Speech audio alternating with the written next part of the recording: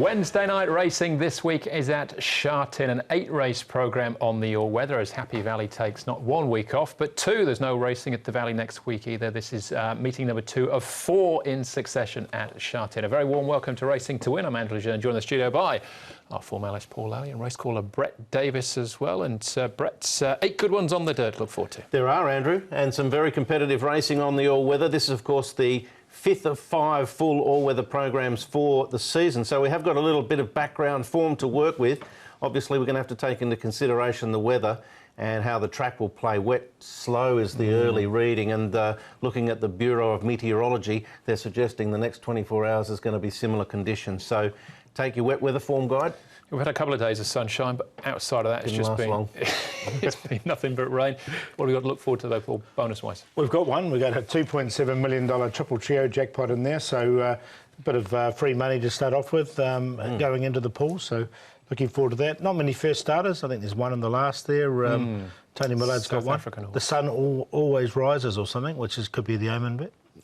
It's not quite right, I don't think, is it? It won't be by the time we get to the last race, regardless of what it's... The sun also shines, I think, is the... sun also rises. Rises, there we go. I was right. Get there in the end. There's your omen. You're the man, Paul. All right, plenty to get through then as far as the all-weather meeting is concerned. Before we get into that, though, let's look back on the weekend action, again, at Sha Tin. Thanks Forever is the horse we're going to look back on from the weekend. Brilliant performance again. This is his 3rd start in total, his 2nd this preparation. Blew Voyage Warrior away last time and does the same again to multi-million. Yep, we discussed potentially, you know, maybe second-up syndrome, but it wasn't an issue for him being a sprinter. He coped with it very well.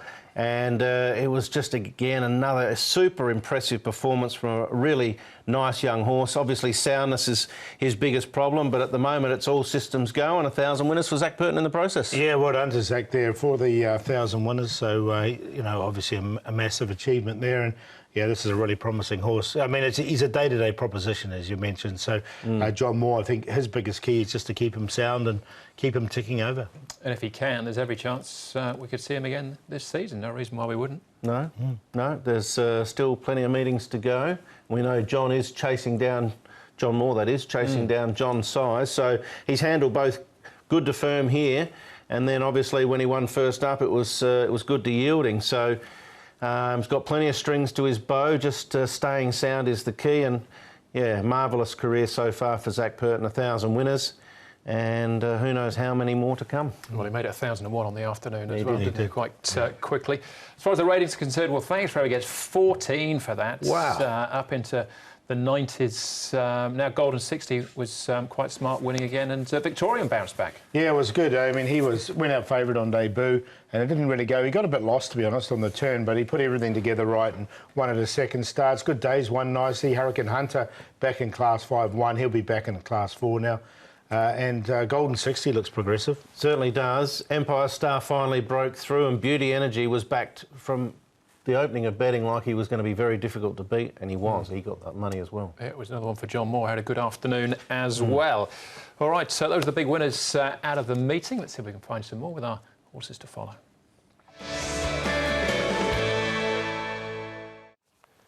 All right, Paulie, keeping it simple. It was your long shot. He didn't win, but he got some cash for us. Yeah, I thought he went a really good race. Now, the blinkers went on him, and I think that was the difference. He's only a little chap, so he never gets a good paddock report, this one. And he just moved really nicely here once again. He got momentarily held up. He had to switch ground. And once he got into the clear here, I thought he hit the line really strongly. I'm sure he's going to be a good horse at Happy Valley as well. He's only had the one start there. I reckon he can get around those tight bends pretty well. So he's definitely one to keep an eye on, and I just like the way he finished off this race. So 16.50 at Happy Valley I think could be ideal for him. Yeah, he looks a good little try, definitely, doesn't he? That was Empire Star breaking his maiden status. We're going back a week or so? Yeah, back to the Valley. I'm going to go back to Ballistic King in this race, which I thought was a pretty good sprint race. You've got quite a few horses in form. Golden Dash and Jumbo Prize ended up fighting it out. But Ballistic King, he ran the quickest last 400 and also the quickest last 800 in this race. So I think that's a real positive sign for Ballistic King. You can see there he took a little bit of time to get clear running. Former Kiwi horse with Jimmy Ting. He's next season horse now, I would have thought. He may be able to pinch one before the end of the term. All right, we'll keep an eye on him. Ballistic King. Final race at Sha Tin for me, and King of Hearts. This is behind Golden 60, remains unbeaten after 3 starts. Now, I'm double dipping here because I made King of Hearts a horse to follow after his first start, where he crossed the line right next to a horse called Fiore, who went on to do OK. Now, King of Hearts, I think with him, it's something we discussed while we were on air, Brett, as well. It's just taken a while for the penny drop. He won 5 races in the UK. He was runner-up in the Jersey Stakes at Royal Ascot.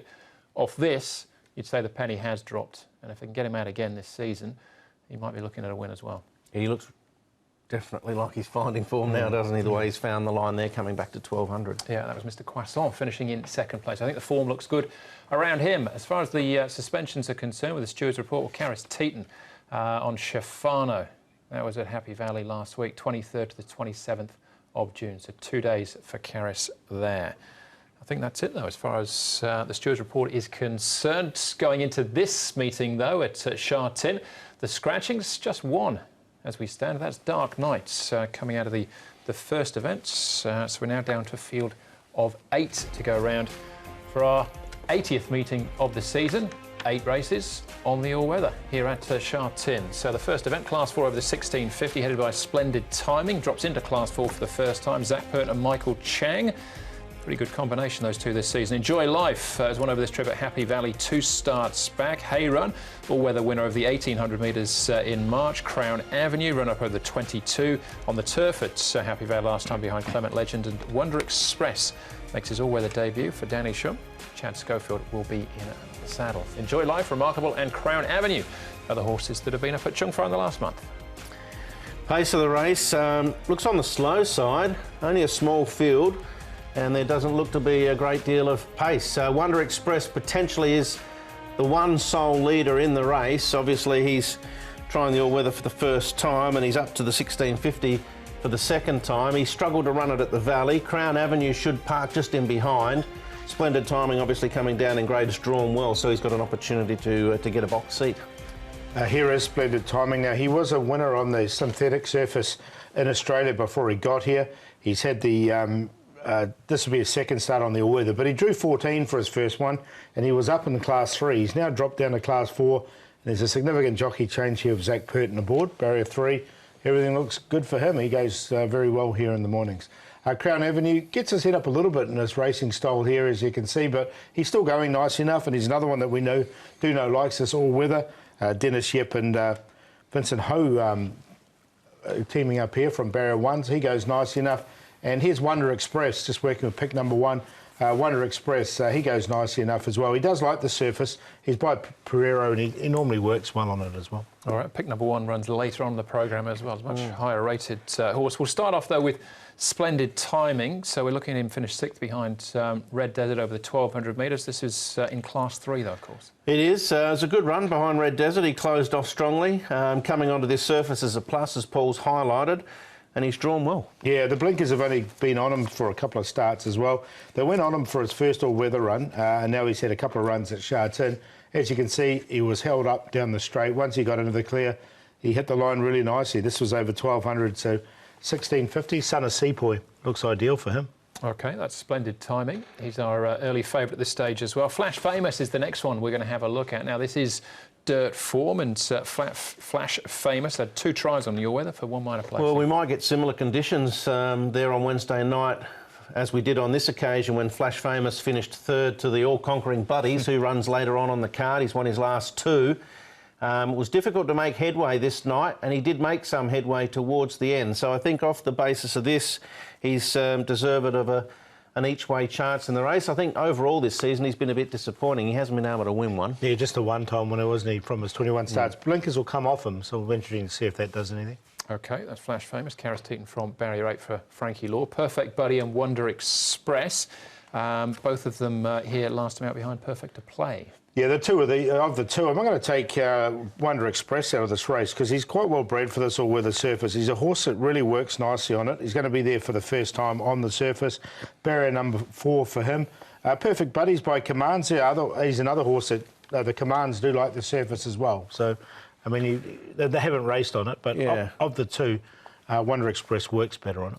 Yeah, he's going to be the leader, and that might be an advantage to him. But I'm going to go the other way. I'm going to take Perfect Buddy at a bit of value. I'm not sure he can run the trip Wonder Express, to be honest. He didn't run it that well there, so question mark for me. All right, Crown Avenue. Again, looking at Happy Valley form over the 2,200 metres, but he has won here over the 1,650 in the past. Yeah, he's won 3 races on the all-weather from 9 starts. He's had a 3rd and a 4th. This was a very good run last start behind Clement Legend, and he was very solid in the betting throughout. Now, Zach Purton obviously jumps off this to ride Splendid Timing, and I have no doubt he's probably thinking that, you know, if there is a danger to him, it's probably Crown Avenue. Yeah, well, yeah, I've gone that way with the other one because of Zach's lead there. But look, the horse will get a good run from barrier 1. All right, but Splendid Timing is our favourite and the one to beat? Yeah, I just think this is his race. I mean, he's been downgraded. Zach, as we said, jumps aboard. He should get a really nice run in barrier 3. The blinkers have recently gone on him. So I think he's been perfectly set up for this race. So he's on top. Crown Avenue, he should get a nice run from barrier number 1 as well. Wonder Express, we'll take a chance with him because I think he can run. I'm not so worried about the 1,650 with him on the surface because I think he does work well on it. And Remarkable, he's been a little bit disappointing, this horse, but look, at his best, he'll probably win this race. And it's not the strongest race out. 1, 8, 9 and 6.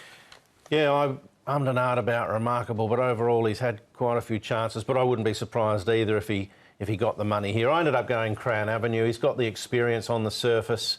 From Splendid Timing, who's obviously an interesting runner, dropping down in class. Perfect Buddy I'll throw in as a little bit of value, and Remarkable 8, 1, 4, 6. All right, we've all got the 1 and the 8 in. I'm with Paul though with Wonder Express as well. I think he could run a cheeky race maybe from the front. But that is our first event there at Sha Tin on Wednesday night. Race number 1. To take a short break for us. Back with the second section right after this.